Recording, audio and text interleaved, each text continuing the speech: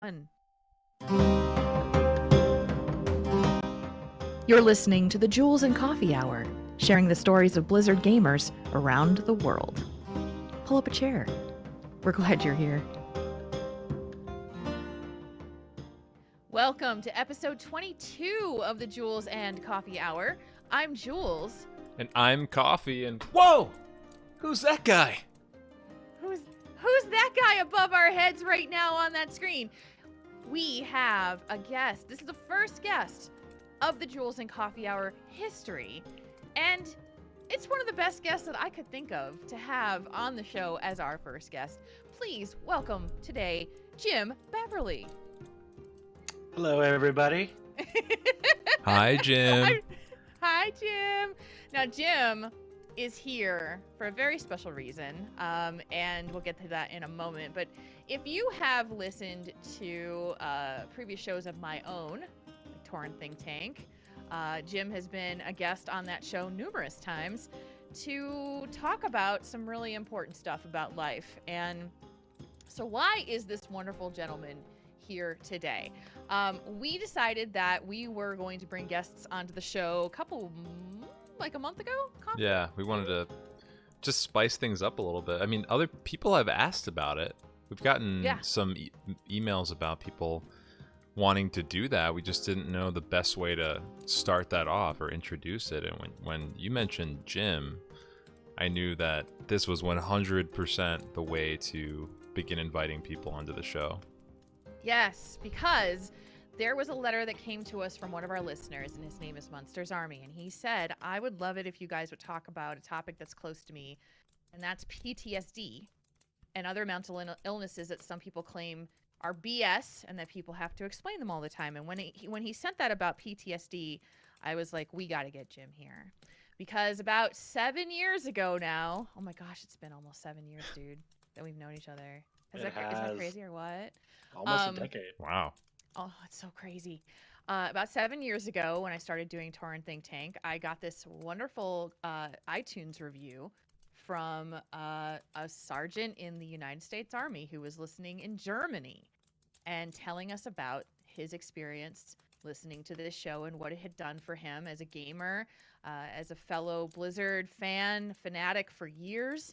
And he said, I have a story that I can tell about my life and my experiences as a soldier and experiences with PTSD. And so we brought him on the show, and I will never forget that episode. I remember the title to this day, and you'll probably tell the reason why that title is named that way. It's called Cold Showers in Baseball.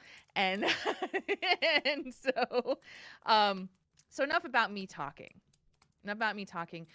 Jim, please tell us your story of how you and I met and how you have become kind of the expert for us in the world of PTSD. I don't know if I'd say expert, but My expert. I'd say like go-to. We'll say my go-to, dude. All right. So when I joined the Army, in the end of the October of 2002. I had just graduated high school that year. I went to the Army there. Then I went to Fort Benning, Georgia for basic training, and then Fort Sill, Oklahoma for artillery school because I was an artillery surveyor back then. Within 3 weeks of getting to my first unit, I was on a plane to Kuwait, and then within 3 weeks of being in Kuwait, I was on a convoy to Baghdad, and within about 7 months of being in Baghdad, that December, we were on a patrol, and we were going past a very large mosque in this big open plaza-like area. And it was nighttime. We had a Time Magazine reporter in the back of the truck with us. We had a photographer in the back of the truck with us. It was me and one other soldier, and it was one of the uncovered troop carriers. So it was like a big pickup truck. Mm-hmm. And a bunch of little kids were throwing rocks, and we were just casually picking up the rocks and tossing them out of the vehicle. And we heard a clunk, and we figured it was another rock. One of us reached for it, and then there was a flash, and turns out it wasn't a rock. So I was the only one that was lucid and conscious after the blast. It was a hand grenade. And the reporter that had gone to pick it up, his hand had almost gotten around it. It was just over it by my memory. and there was just nothing left. Like his arm just ended halfway down the elbow, and I looked over to my right, and the photographer that was sitting next to me was slumped over, and he wasn't moving. His eyes weren't open. I wasn't sure if he was unconscious or dead. I looked over. The soldier across from me was just absolutely catatonic, just like staring out, wide-eyed and in shock. And the truck stopped. I heard the machine gun of the truck behind us just open fire, and the medic was running up to our vehicle, and our our sergeant at the time, who was in the front of the vehicle, comes around. He's like assessing everything. I was like, "We can do this back at the base. We need to go." And he was like, "Do we have any casualties? Do we have?" I'm like, "We don't have time for this. We need to go." And he runs back around front, and the driver starts peeling out before the medic got to us. So I'm like, so I had to scream, "Wait, stop, stop, stop!" And she does like this Superman dive, and as he stops, she like slides into the back of the Humvee. And I'm like, "Okay, she's in, go, go, go!" And I like reach down and grab her to keep her from sliding back out when he peels out. And we get back to the base, and they're unloading people. The photographer ended up being okay. All his injuries were superficial. They get the reporter out first, because by my estimation, he had the worst injury, because he had a dismemberment. So I helped them unload him over me. Then I helped them get the photographer out. Then I helped them get the other soldier out. And even though I was the closest to the back, I was the last man out. I wouldn't let them take me until everybody else was out. And then finally they get out, and they say, "We're going to lower you down slowly." And they put me on my left leg, and I'm like, "Left leg's good," because it was holding my weight up. And then I took one step, and the right leg just buckled. It wouldn't hold my weight or anything. I'm like, right leg not good, right leg not good. And they catch me as I'm going down, and they cart us over to the aid station. And the chief of the aid station was the guy who was working on me. And he, to this day, I still keep in touch with him today. He lives one state over. He actually has business through Atlanta sometimes, and we've been planning on meeting up and getting lunch or something. But he says to this day, I was the most cheerful patient he's ever worked on, because I had shrapnel all in the face. My face got sprayed. I lost 2 teeth. My hands got shrapnel in them. My legs got the worst of it. My right knee, and I have the crooked finger now, because the finger broke and it healed crooked. He's holding up his ring finger on. That's your left hand? My left hand, yeah. Yeah, and it's definitely not straight. Yeah. And So, but at the time there was a hole in it, like you could look through the finger. Oh, geez, I didn't remember that. That's Yeah. right. And he told me to stop messing with it. Yeah, because you had a hole in your finger. I was sitting there going, look guys," because I was delirious. Like, I was surging with adrenaline. I was in shock, and I'm just sitting here playing with my wobbly finger that I can look through. And he's like, "Stop that! Stop doing that! You're gonna make it worse." There's something about. I mean, you can tell this story now, with kind of a funny look to it. Do you remember the emotions that were going through you at that time? I guess no one ever really thinks about how they would feel in a situation like that, because you think, am I scared? Am I sad? Like, the only emotion I really remember feeling was anger. Like, I remember I was furious. When we were driving back to the base, what was going through my head was, this son of a bitch just threw a grenade at me. Turn around. Like, let's go back and find this guy. That was the first thing that went through my head. Then the second thing that I was thinking is, I'm missing 2 teeth. I'm not getting those back. Like, I was mad because, like, what's going to happen to my face? And then I looked at my finger and I looked at my hands, and I'm like, what if I can't walk after this? Like, it was this progression of what ifs that just made me angrier and angrier. And then when we got back to the base and I was actually sitting down and I had the medics around me, it's like I had this total 180 where I went from being really, really angry to being really, really goofy. And it's just how I coped with the shock, I guess. Yeah. So what happened after you got back?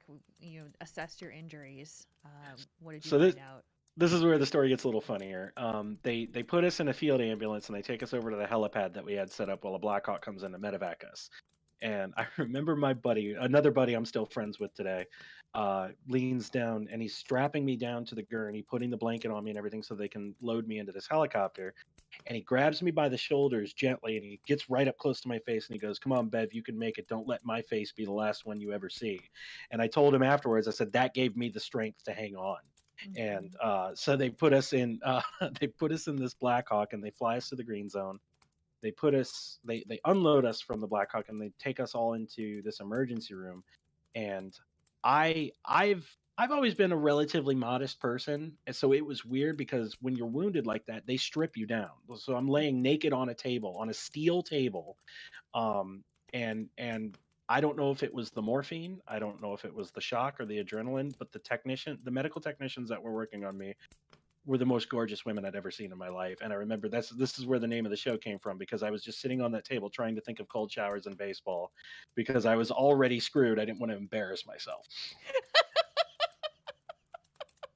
And then as they wheel us back to the surgical suite, the major that was going to operate on me and take the shrapnel out and do as much of the surgery as he could, he leans down and he says, "You're going to be okay, son." He goes, "Where are you from?"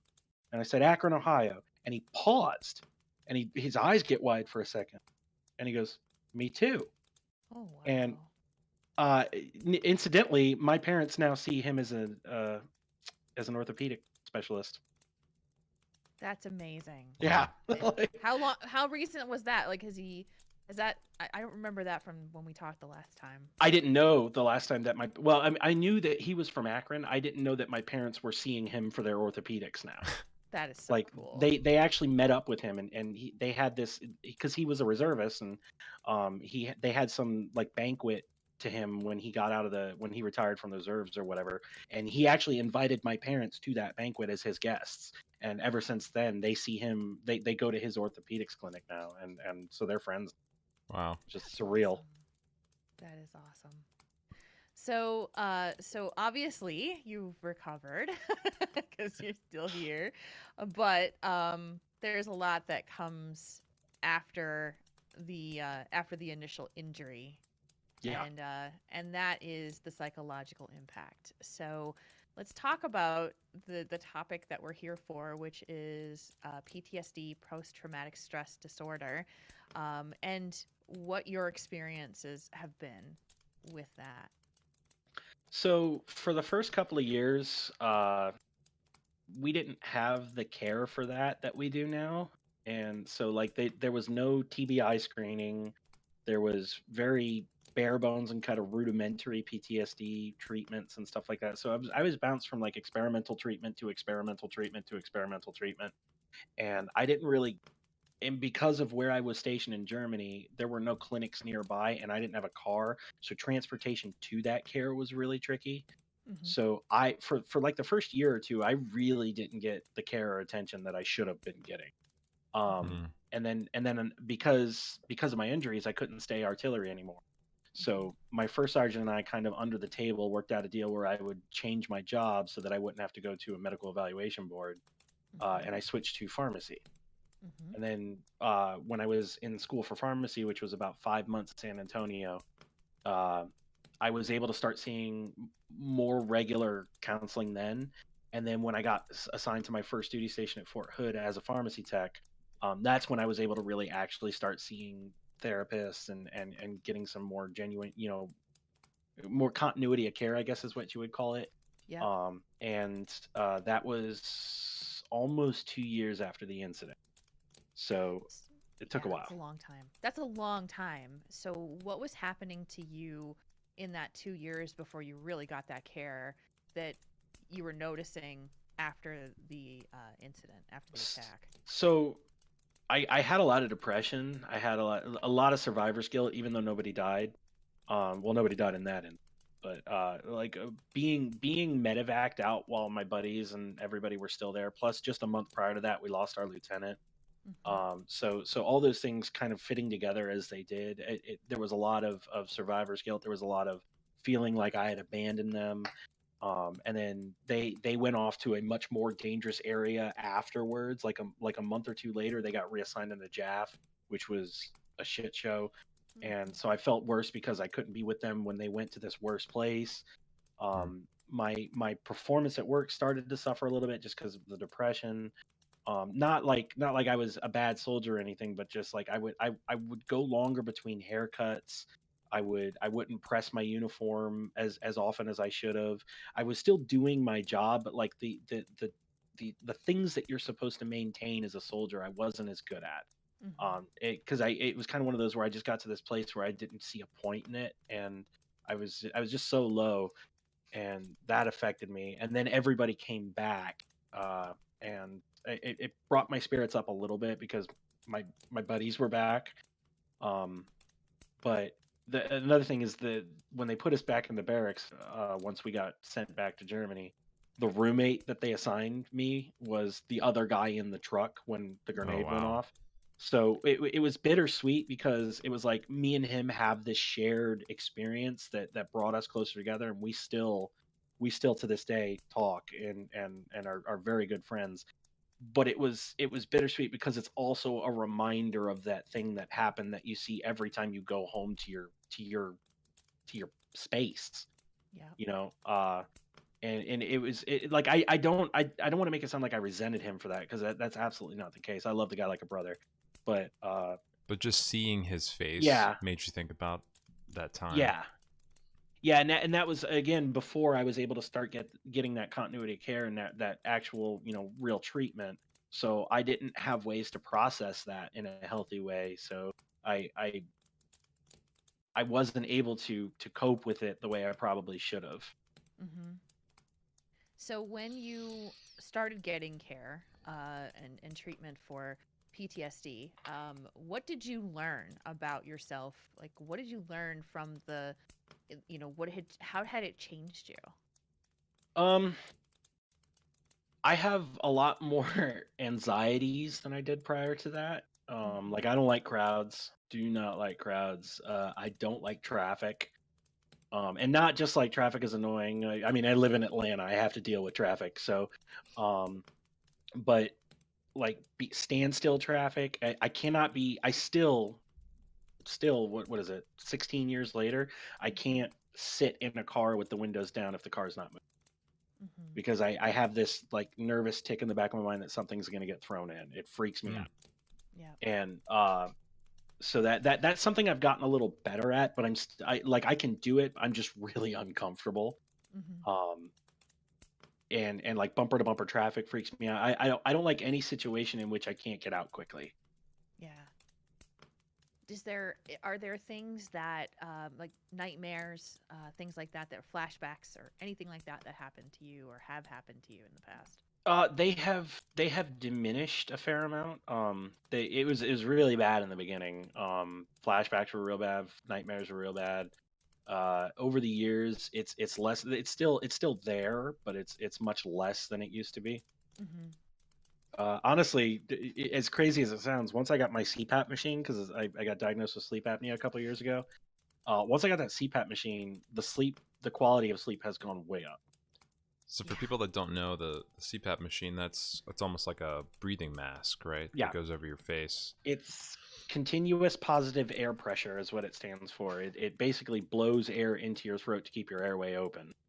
Mm-hmm. Hmm. Was there any anxiety that you had? Like I actually think about those things for myself, and it gives me anxiety. Did you have any anxiety Yeah, with me being too. given a CPAP?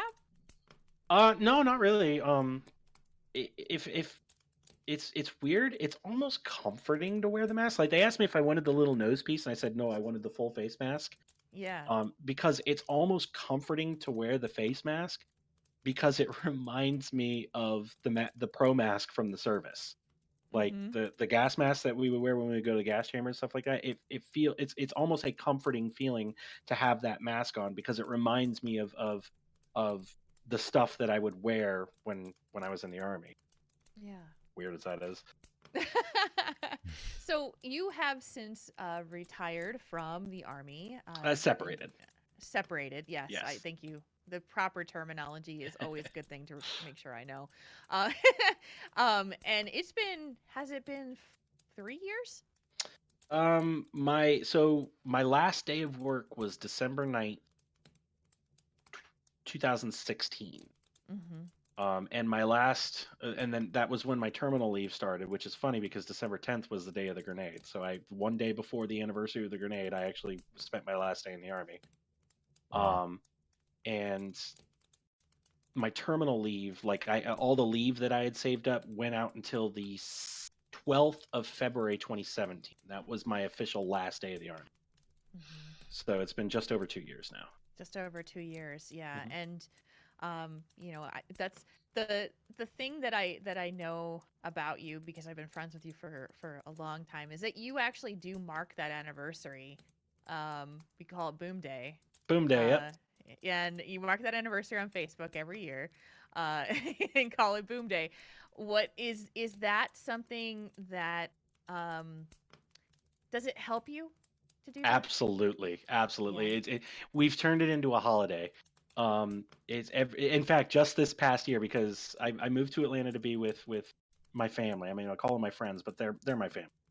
Mm-hmm. And are you familiar with Professor Shy Guy, the chiptunes artist? Oh yeah, absolutely. He's a mutual friend. Like my best friend, we're basically brothers. I call him my brother. My brother and I, he's a friend of my brother's. He actually came to Boom Day and performed in a house party for us. And so I got to hang out with Professor Shy Guy. I got to hang out with a couple of other, really close personal friends, and we had this party in his house with the setup and everything. I got to sing "Doctor Who Am I" while Professor Shy Guy played the music and everything. And that's just awesome. This past Boom Day was probably the best Boom Day yet. But it's that annual celebration of survival. Like why would you not celebrate that? That's my philosophy. People, you can have two out. If I can stop tripping over my words, you can have two perspectives of an incident like that. You can look at it as when you almost died, or you can look at it as the time you were too strong not to. And I choose the second way, Yeah, absolutely. So you obviously you've had a lot of experience with this, and yeah, I know he does this to me every time. Oh man. He does Sorry, this to me every time. That's beautiful. That's amazing. Thank you. He's not done. Trust me, he's not done. I know he's gonna make us both cry by the end of this. I know, because I just know this man. So I'd like you to help give some perspective to people who, as Munsters Army wrote, has said that people believe that this is a BS illness, and that people don't believe that it exists, or I have to keep explaining it to other people to validate its existence. So the floor is yours to talk about this from your own perspective to people who need some support if they're suffering from any kind of mental illness or PTSD themselves. So the thing I like to emphasize is, let me relate this to kind of what's going on in the news lately. Like, some people think measles is a BS illness, and there's an outbreak of measles because people aren't getting vaccinated. And it's that same kind of mentality that I think goes into PTSD, where people they don't suffer from it. They have no they, like, because most of the people that aren't vaccinating their kids were themselves vaccinated against the measles, so they never had to deal with the measles, so they don't see it as a threat. And PTSD is a lot of the same way, where if you don't deal with it, if you don't have any exposure to it, if you don't know what it's like, then it's easy to say, it's a BS situation. Like, there was an episode of Deep Space Nine that my roommate brought up for a D&D campaign, but the line from it was really really deep, and I think fits here, where it's easy to be a saint when you live in Eden. And when you don't have these experiences, when you don't have this stuff, when you don't know that kind of suffering, it's easy to dismiss it as fake or as false. And I think the biggest challenge that PTSD faces in light of that is that you could have 1,000 different soldiers with PTSD, and you'll see 1,000 different symptoms, and it'll manifest 1,000 different ways. PTSD is as unique as as my hair, as my eyes, as my nose. It's it's my PTSD is mine. There's not another person on earth that experiences their PTSD the way that I do. And when you have that kind of I guess modular nature where each person that it affects differently, it makes it more difficult to understand and empathize with each individual person, because what we want to do is we want to treat it like measles, we want to treat it like rubella, we want to treat it like Ebola, where everybody who gets it has the same symptoms. Like this is how you treat the measles, this is how you treat a cold, that because we as humans want to categorize, and we want to lump everything into this category and then assign a solution to that category. But PTSD doesn't work like that. Everybody needs their own solution, everybody needs to find their own ways to cope and their own ways to move forward. And sadly, not everyone can do that, and not everyone can find those things. And I'm a huge advocate of find your support structure, whatever it is, as long as it's not self-destructive. Like alcohol is probably not a good coping mechanism. Seclusion and sequestering yourself off from people is probably not a good coping mechanism. Some people, though, being alone helps them, and you have to. Introspection is the most important thing. You have to look at what makes you better, and you need to focus on doing that thing, and you need to find a way to share that thing with people who care about you, because people who care about you, and they want to help. They may not. Don't worry about if they understand it. They won't. If they haven't been through it, they won't understand. That doesn't mean they can't help. That doesn't mean they don't want to help. And I think getting past that mental barrier of allowing people who care about you to try to help you is the first step. That's the biggest. Yeah. I love that you say you need to find people that care about you to help you, and that you need to find others to get you along the way. But like, what strategies do you have to finding someone that can help you? I mean, is it always someone? Is it family? Is it a friend? Is it therapist? Like, how do you find a person that's going to work with your special circumstance? I mean, as you said, PTSD is totally different for everyone. How do you find that person that's going to help you kind of diagnose your specific version of that? Sure. No soldier was born in a vacuum. Everyone had 18 years of life before they joined the Army. So there's even the time that you spend in the Army, you form relationships. You have relationships with people before you go into the Army, whether good or bad. You form relationships with people in the Army, good or bad.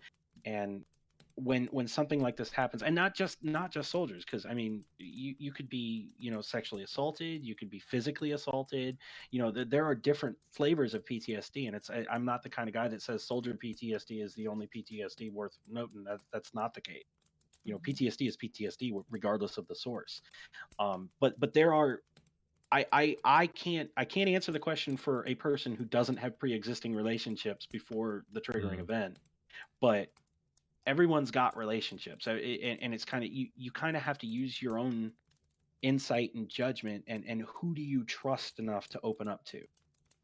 But the important thing is you have to find someone that you can trust enough. Like, sometimes it's just a leap of faith. Sometimes it's just this guy I've known since kindergarten. One of my closest friends, I've known the guy since kindergarten. I opened up with him, and we sat down, and he is still today one of my best friends. And I took a gamble. I said, I know he didn't join the Army. He's not military. He's not made for it. He knows that. He self-admitted, I'm never going to be in the military. It's not what I'm made for. And I am still able to connect with him and talk to him. And even though he doesn't understand, he still sympathizes and supports. And when you find those, you just have to find those people. And there's no magic answer. There's no magic A, B, C. This is the checklist to follow to find those people. Sometimes it just takes a leap of faith, and you have to understand your relationship with people, and you have to be willing to take that risk that they're just not going to get it. And even if they don't get it, that doesn't mean they don't care and they don't want to help. Like when I go back home to Akron, I stay in this guy's, like, my wife and I stay with my friend Paul, and He's got like a fully furnished basement and everything. He's like, the basement's your guys'. You can hang out here as long as you want. If you guys, want to hang out with the friends, or if you want friends to come over and stuff like that, that's fine. If you guys just want to chill by yourselves, that's fine. He's super supportive. We'll play video games together. We'll just talk about D&D and stuff together. Talk about go see movies together. And he's just a friend. And that is the most important thing to me, is just to have friends, people that you can talk to about your symptoms, and you can talk to about your experiences, and you have the option to talk to them about it if you want to, but it's not like you have to. It's not like the only way they're going to let you stay with them is if you tell your story about the grenade. That's not the case. It's finding people that you are willing to take the risk to trust. Hmm. If that answers the question. It does. I mean, and that just kind of brings up even more thoughts. I mean, just the way that you're kind of, the way you make it sound, it sounds like can someone that you share such a deeply personal connection with have even more advantages of helping you than, like, say, a doctor, something like that? Yeah. There's something to be said for both, because my friend Paul is not a therapist. He doesn't have the training to help with coping skills and stuff like that. Now, that doesn't mean he can't help. He helps in a different way. But as far as choosing a therapist and a doctor, I that question is harder to answer because options are so limited in the American healthcare system. Because finding a good doctor isn't a matter of finding a good doctor. It's a matter of finding a good doctor that you can afford.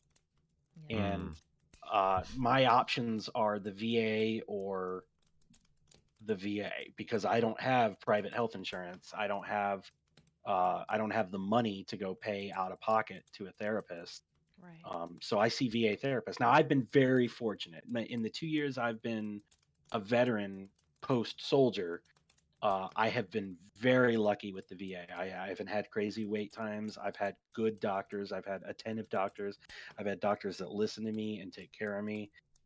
And I feel like if you look at the news, you would picture that as a minority, but I know a lot of my friends, and I'm not going to challenge the zeitgeist with anecdotal evidence, but I personally haven't heard of people I know personally having as many issues as you see on the news and stuff like that. It does happen. Don't get me wrong. The VA system is crap and it's messed up, and in a lot of places it needs a lot of work, but it's not this catastrophic shit show that it's not this dumpster fire that the media kind of makes it out to be sometimes, because I personally have had a very good experience with it, and I know I have personal friends that have also had good experience. I've got friends that have had bad experiences as well, but it's not like the whole system has rotted from within. Yeah. And just knowing that you can get help is I think for me, the most important thing. Because we've had an episode recently where we talked about our struggles with asking for help.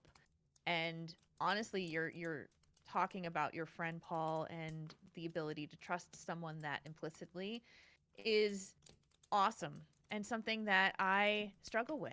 You know, the thing about feeling comfortable telling someone what's going on with you, I have this nagging thing in my head, and it will never go away. I don't think I'll ever be able to really get it to go away. Is that I am burdening people by talking to them about what's going on with me, or sharing. You know, that's not the burden that they want to carry, and depression. Someone who is depressed has that 50 times worse. Like, because depression lies and tells you you're not worthy, and that people really don't care, and that they aren't going to want to support you because you're not worth it. Even that's your brain lying to you in doing that. So I don't know. I listen to you, Jim, and I am so happy that you still retain your ability to trust people after everything you've been through. I would I would say that it's not an implicit trust from the beginning. I think and that's another thing, is it's not all or nothing. Like, if I had originally talked to Paul. I said, "Hey, Paul, can I tell you a story about Iraq?" And just told him like a minor story about the time that we got stuck in a traffic jam trying to get from one gate to the other, and a guy tried to cut us off, and the sergeant in the seat next to me got out and started butt stroking the guy's car because he wouldn't move, and I had to grab him by the armor and yank him back in because I saw an opening and pulled out, and then we laughed about it for the next 3 hours, because it was a stressful situation that ended up being funny because this sergeant, his legs are hanging out of the truck while I'm holding him by the back of his armor, trying to peel out of there, and he's like flailing and stuff like that, and with his rifle like banging on this guy's car, and it was funny. It was like something out of a comedy, and I start with that story, and then I tell him a couple days later, I tell him the story about the time we were escorting an explosive ordnance disposal convoy, and a van comes past us and starts shooting everywhere. So the lieutenant tells me, "Get him." We got clearance to chase, so I pursued. I chased him through like 6 miles Baghdad traffic over medians and stuff like that.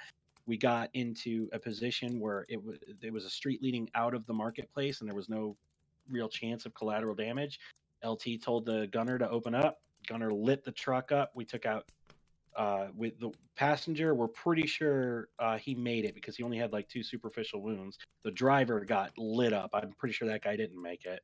But there was a 14-year-old hostage in the car that we didn't know about that didn't have a scratch on. So we got lucky, and I tell him that story, and that was a stressful story. That was a story that caused a little bit of anxiety, and it had a happy ending, but it very well might not have. And then I tell him about the grenade. So trust is not something that you have to hand to somebody immediately. You can give it to somebody piecemeal.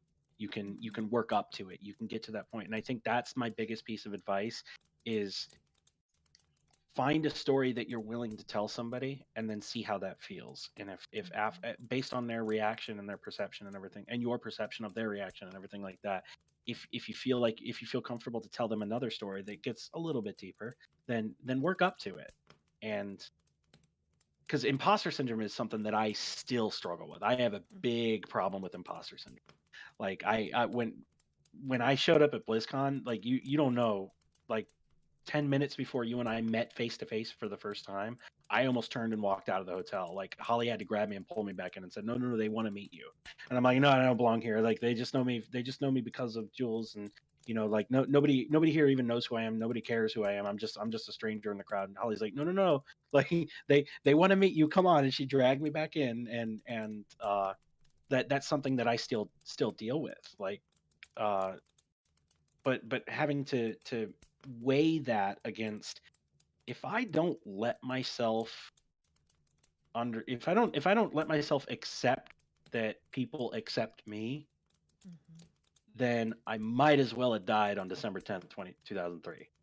That's kind of where I've gotten with it, is like I got a chance to keep going, and I'm going to use that to make something out of it.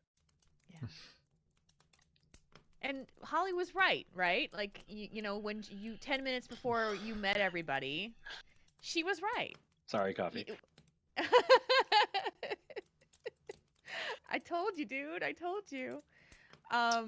She was right, though, because when you met that crowd of people at BlizzCon and they knew who you were, and I mean, I've got pictures of you and me and a bunch of other people hanging about. You got to meet Taryn Gregory that day, I remember. Yeah. I still have that picture too. Yep.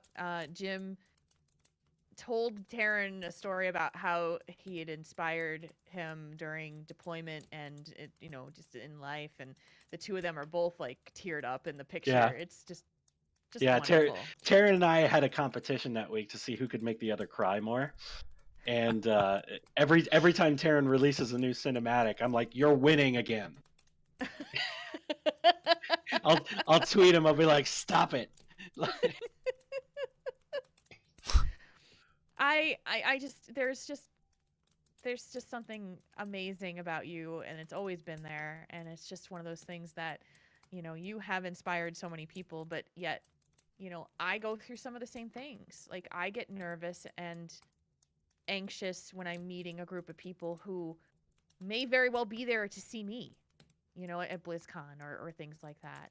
Yeah. And so I know that there are so many of us who are out there with social anxiety, imposter syndrome, depression, all of those things. And I think that the one thing I just want to make sure that we always talk about with when we do these shows is to know that you are not alone, that there are other people out there who have been through this and who are going through it and come out on the other side. Yeah.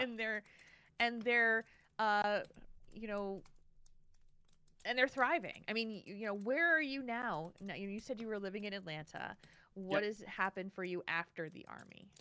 So we bought a house in Atlanta, and I love this house. Gorgeous house. We both started art school. Holly started culinary school October of last year, or of the year before last. Sorry, October 2017. No, that's when we went to the school to sign up. We started school in January of 2018. Sorry. We both started at the Art Institute of Atlanta. I did a year at the Art Institute of Atlanta, and then she is still there.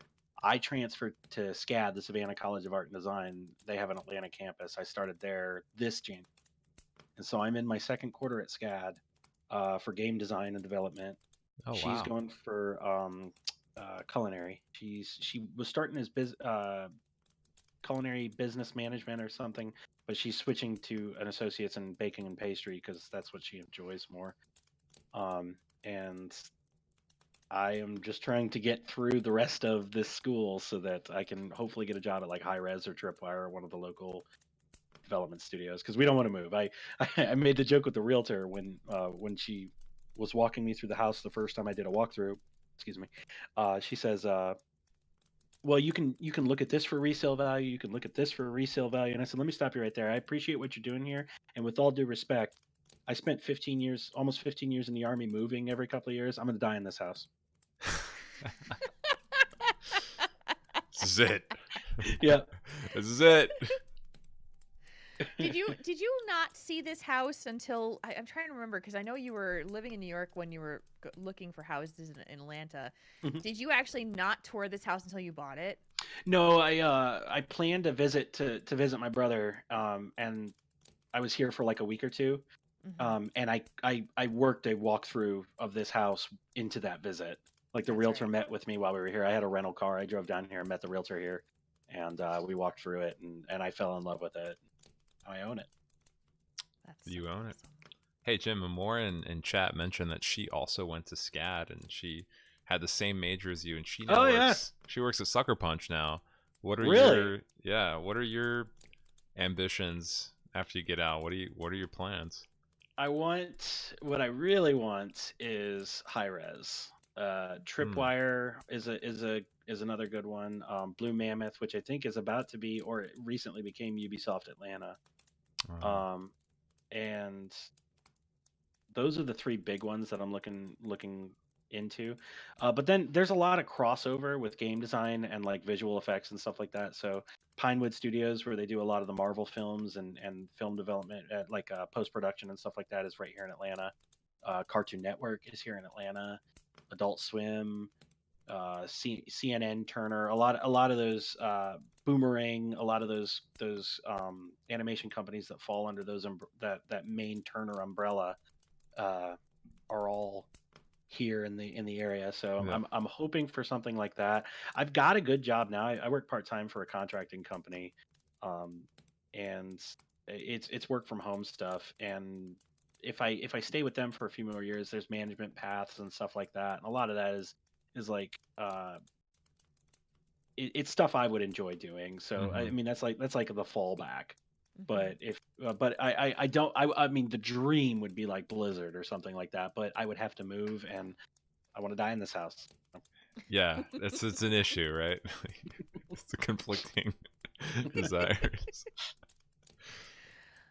Chat room, we'll open you guys up to any questions you'd like to ask Jim while we're kind of wrapping things up. Coffee, do you have questions? I've asked a lot, but do you have Yeah. questions for Jim Yeah, I about have a his question, experience? and this actually just came up this morning, and I feel I feel as if the term PTSD gets used a lot, sometimes by people that don't necessarily understand what it means. I heard it this morning.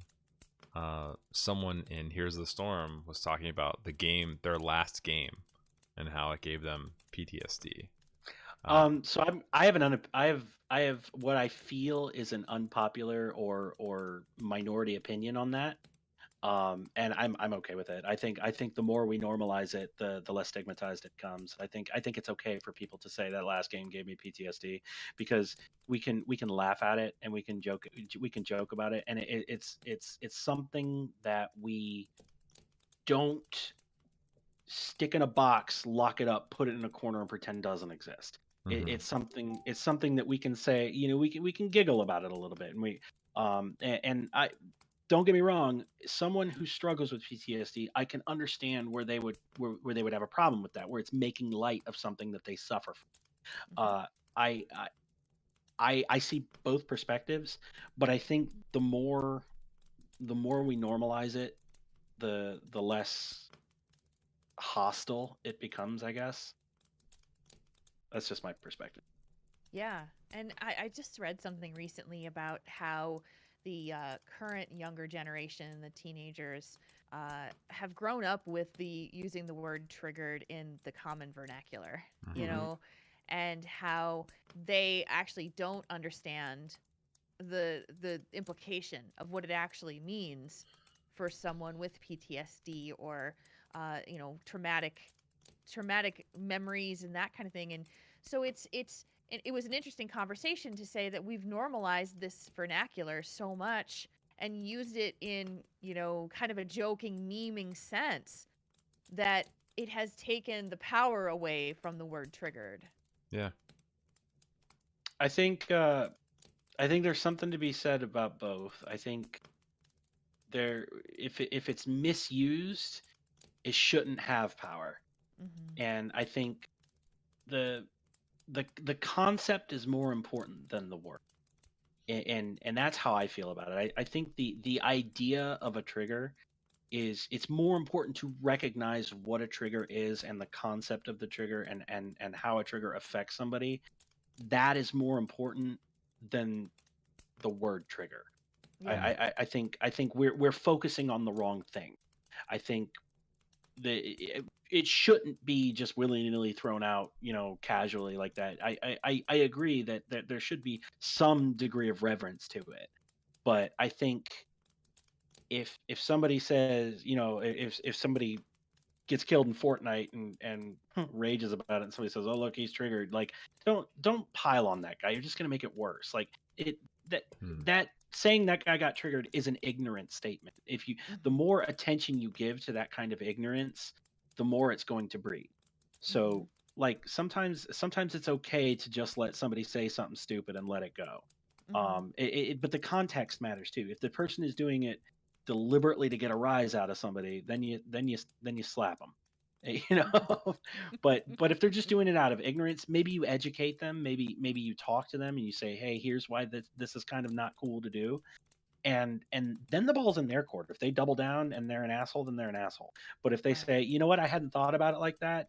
That's a good perspective. Maybe I should be more careful about that in the future," then that's a net win.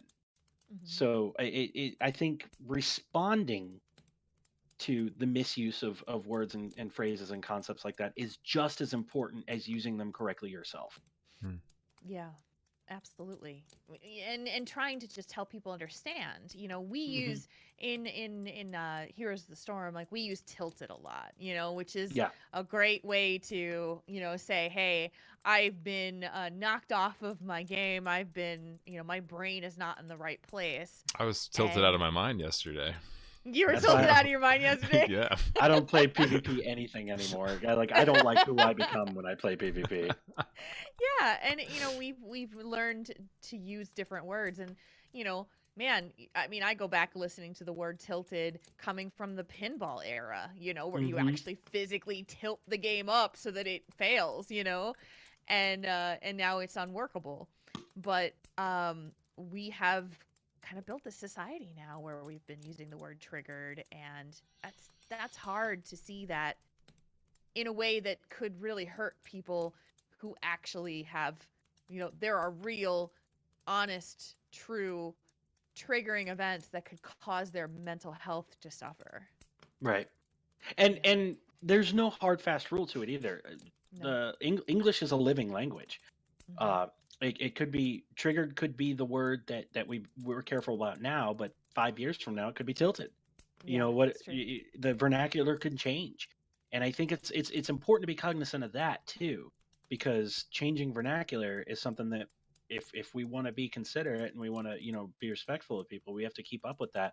That's why I think that's why I was saying I think the reaction to the misuse of the word is just as important as using the word properly in the first place. Because if you're too aggressive, you can just turn people off. You like I didn't know that. Why is this person coming down on me like I'm an asshole? Like that Yep. that you can do more harm than good by dogpiling on somebody who just maybe genuinely didn't know. And then they're going to resent you for that. And anything that you try to do to educate them past that point, they're going to be resistant. And I think that does more harm than good in the long run. So I mean, just I mean, it comes down to just don't be dicks to each other. It's so true.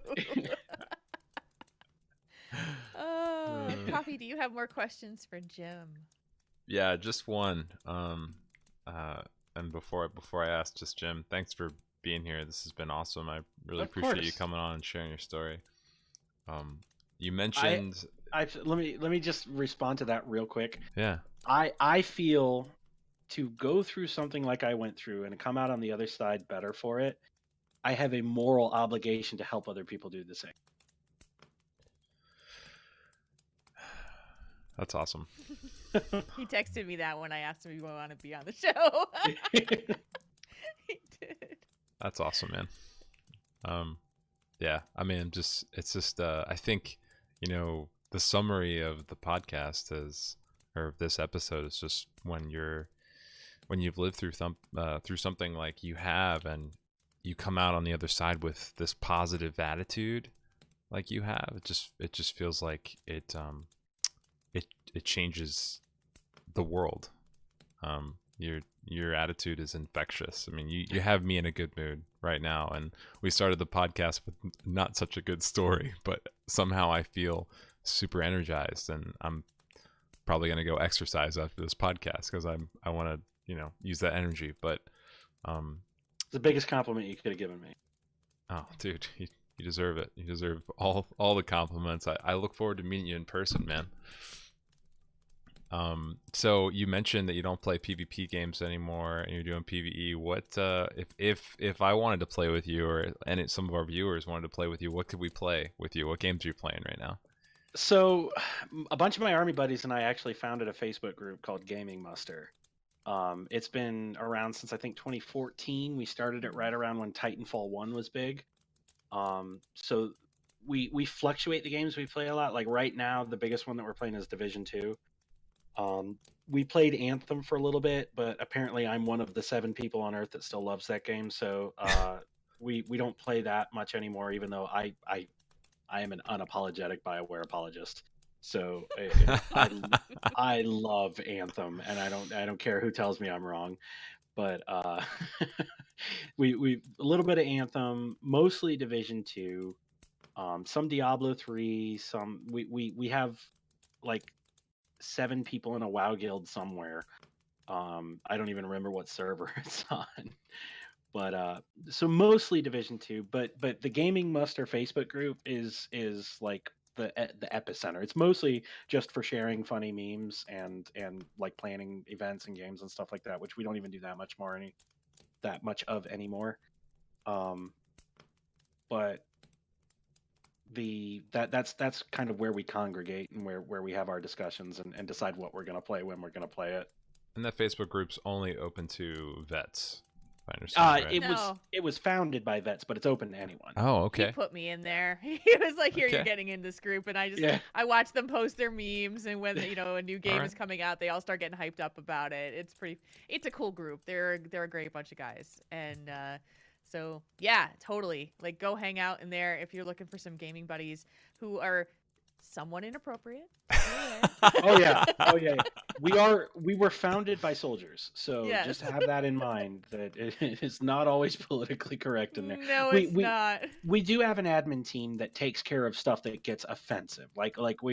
I've never been the kind of guy who says if comedy is comedy, even if it's offensive for the sake of being offensive. Like that's there are bridges that are too far, and we have an admin team that cracks down, like no politics, no religion. That we have those hard fast rules that and we have a 2/3 rule where there's 3 admins, and 2 of us live in the same house.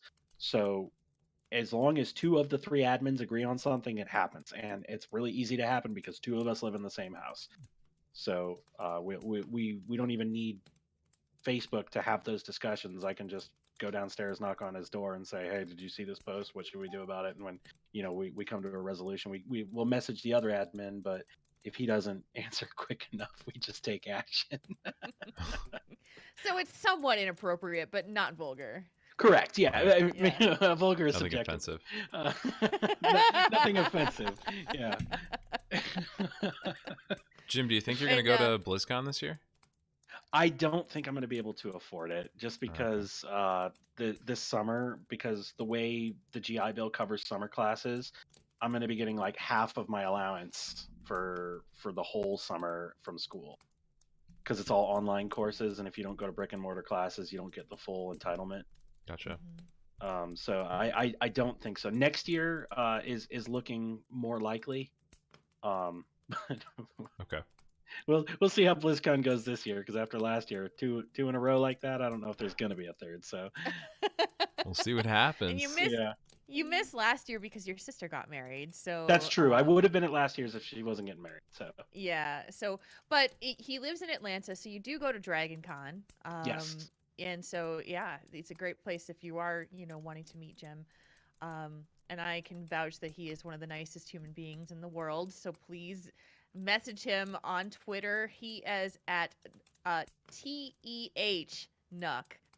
It's the Nuck, but it's T-Nuck. TEH Yep. Nuck on Twitter, and he's also on Facebook, obviously, and you can friend him on Facebook, and just hang out and get to know him because he's rad.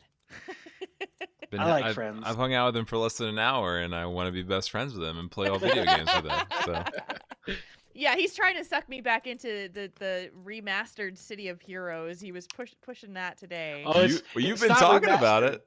It's not remastered. It's illegal. Like let's put that out let's put that out right now. It is a private server. I was trying to be diplomatic, but you're right.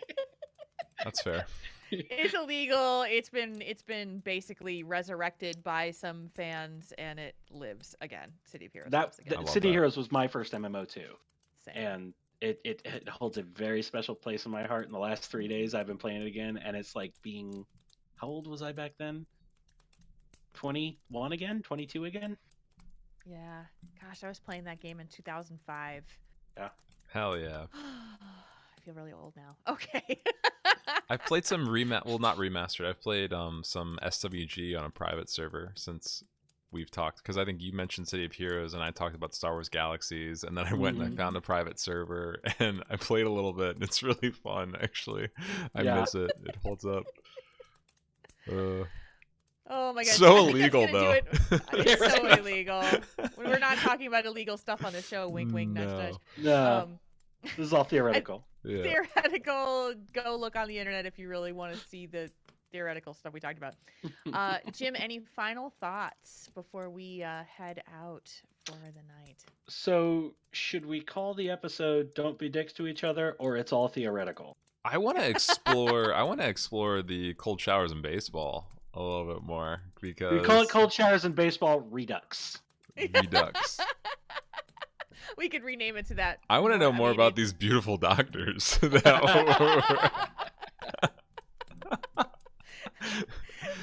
what I want to know about. Well, once they got up from their card game and came over and paid attention to me.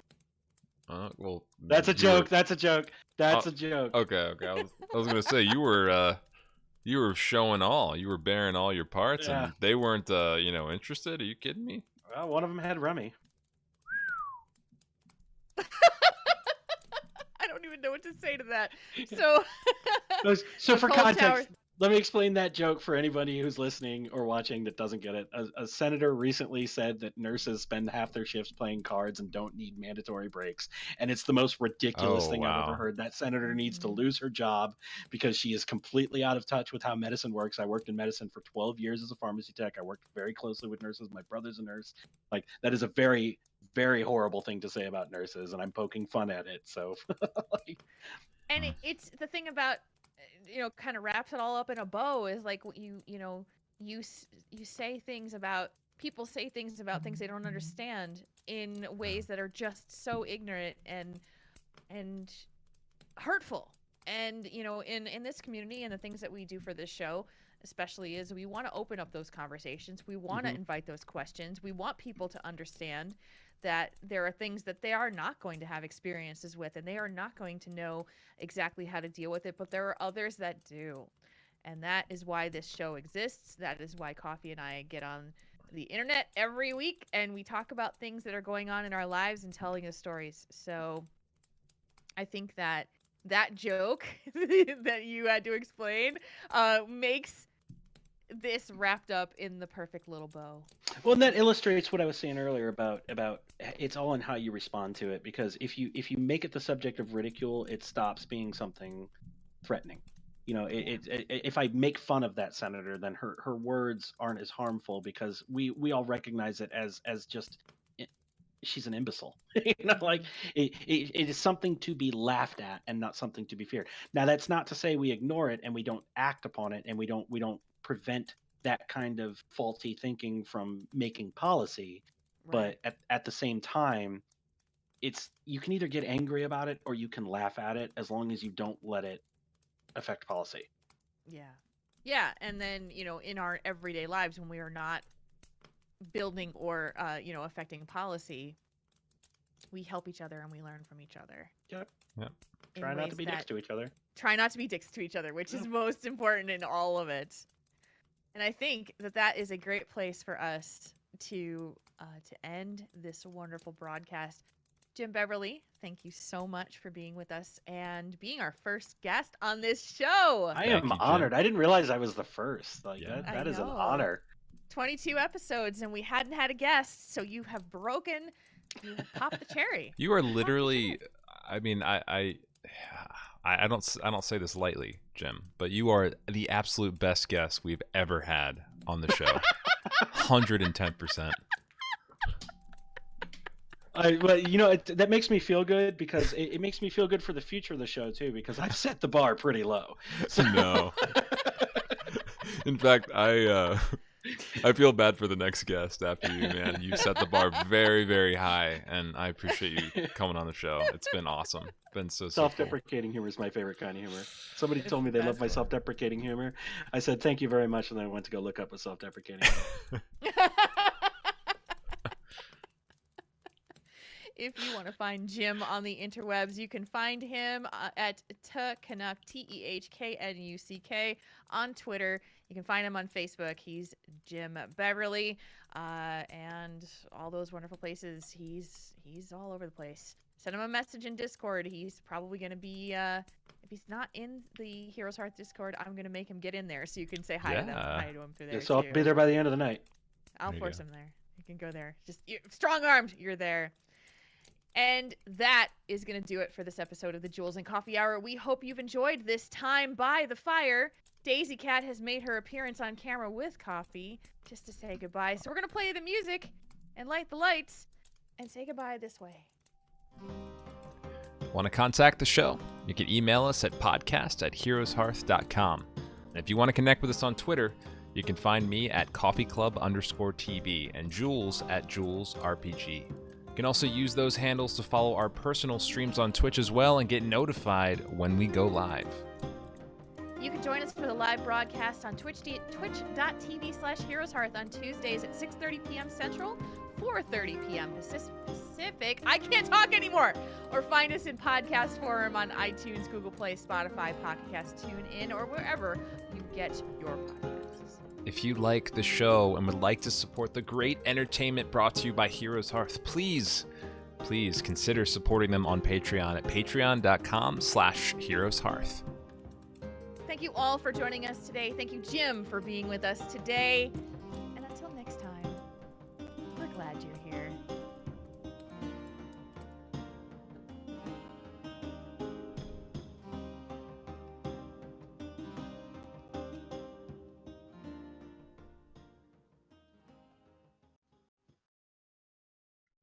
And we're clear. We have a show. All right. That was awesome. Well, thank you so much for having me. That was a blast. It's a pleasure, so Jim. awesome. It's fantastic. You're the best, dude. You really are. You really are. You asked me how I cope with imposter syndrome. It's by doing stuff like this. Honestly, it's forcing myself to kind of branch out and take that leap of faith, like I said, like, because there's always that thought in the back of your head that they're just there to make fun of you, and then you do something and you start to see how it really affects the people that you're talking to, and you see the emotion, and you see that there's genuine interest and there's genuine care in what you're saying, and it just makes you feel better. It makes you feel like maybe there's something to this. And we didn't talk about this on the show itself, but like you coming to me and Rem at the time when we were doing the show, and he basically pitched himself to us and said, I could tell you my story. And he wrote it out in a letter, and I was so moved by what he said that I was like, we need to talk to this man. And I didn't know anything about him. I had never met him before, but took the leap of faith, and had him on the show, and it was the super powerful discussion. And through that, he became a friend, and it was just this interesting turn of the world. And we've now known each other for almost 7 years. Yeah. And first time meeting each other after 5 years. And because he used to tell me while he was deployed, still in Germany and then in New York. So one day, Jules, I'm going to give you a massive hug. One day I'm going to be able to tell you this in person. And that first time when we met, I was super emotional. I was just like, This has been a long time coming. I almost chickened out. You got Holly to thank for that, because she dragged my ass right back into that hotel. She said, no, you're going to go meet Jules. You're going to give her that hug. Yes. Well, you waited for it for 5 years, and so did I. So, it's pretty incredible. And this is, you are probably one of the biggest reminders for me of why I do this, after 7 years, why I still do this is because of the relationships and moments that we've, experienced as humans together, doing podcasts and sharing our stories with the world. Yeah, I'm grateful that I'm always grateful that not only that I had the guts to send that email, but that you guys answered. That was what it's crazy to think that from Germany, just some guy just sends a podcast an email, and then 7 years later we've got a friendship with this. And we keep doing good. Like you guys invited me to come back to do this again. Like I was ecstatic when you pitched it to me last week, and you were like, hey, do you want to come on the show? I was like, yeah, like as our roommate, we sublet our basement to an army buddy of mine. His name's Eric, and something he always says, it's the most ridiculous thing in the world, but whenever you ask him, do you want to do something, the answer is yes. He goes, does the Pope shit in the woods? And does he? I don't know. Like I don't know where he got that statement from, but it's become like a saying in our house now, where instead of saying of course, you say, does the Pope shit in the woods?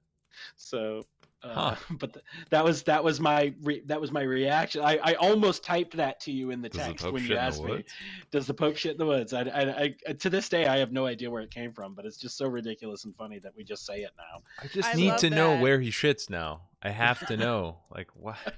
There's got to be science behind this. He shits in a chamber pot. Come on, Coffee. You know this. Does he? Or is it some kind of like duvet or like, does it like duvet? I don't know, what is it? A bidet, yeah. Where it like sprays his bunghole with some fancy showers and stuff. This whole thing is totally going on as an extra to the podcast, by the way. That's fantastic. I feel like I have to know where he poops. All right, hang on. Let me see. Man. Wikipedia. Are you googling Look where it does the up on Pope poop? Wikipedia. Where does Pope? Where does the Vatican have a special Pope bathroom? I bet they do.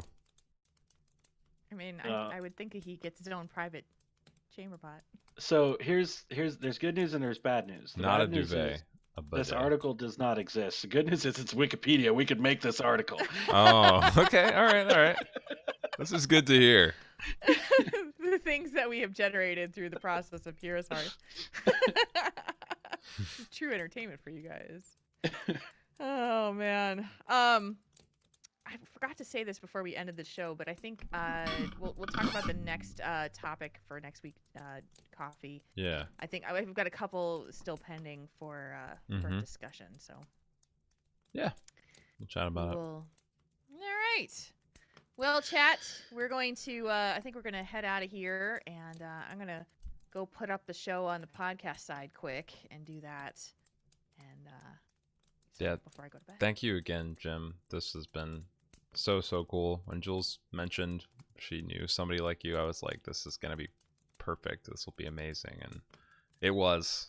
You're fantastic, dude. I hope to meet you again soon. And just honestly, when I think about it, like, you telling your story is kind of just what this whole podcast, I think, is about. Like, when we first conceptualized it, like telling stories and having connections with people and making an impact through storytelling. It's just, you kind of embody all of that, and it was perfect. Thank you. Thanks for having me. Like I said, I feel an obligation to do that.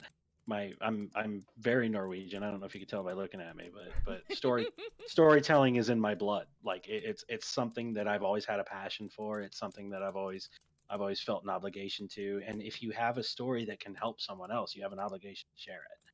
That's just how I see it. Absolutely.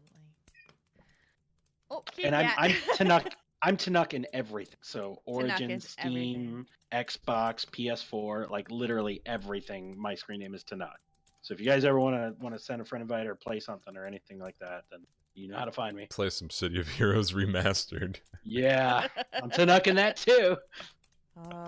Don't tempt me. I got work to do. Oh, listen to her purr. The little ASMR purring going on. Yeah. Yeah. All right, we're going to get out of here. We'll see you guys next week, next Tuesday, a little earlier at our normal time. And we'll see you guys. Bye, guys. Good night.